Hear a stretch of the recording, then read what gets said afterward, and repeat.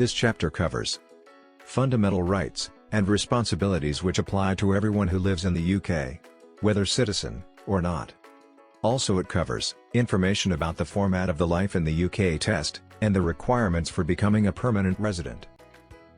British society is founded on fundamental values and principles, based on history and traditions, and are protected by law, customs, and expectations.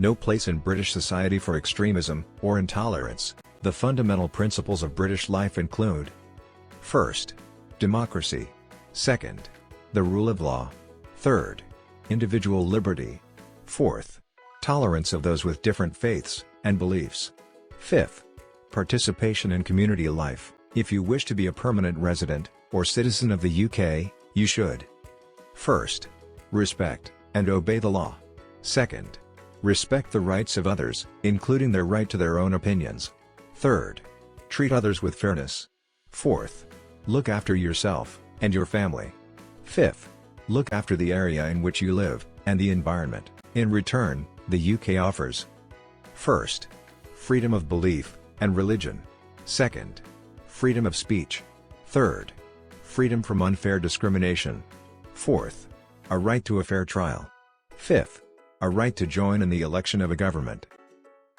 Next topic of this chapter is becoming a permanent resident. Let's start discussing about it. To apply to become a permanent resident or citizen of the UK, you will need to: first, speak and read English; second, have a good understanding of life in the UK. For settlement or permanent residence, you will need to: first, pass the Life in the UK test; second, produce acceptable evidence of speaking and listening skills in English at B1 of the Common European Framework of Reference. This is equivalent to ESOL Entry Level 3. The requirements for citizenship applications may also change in the future.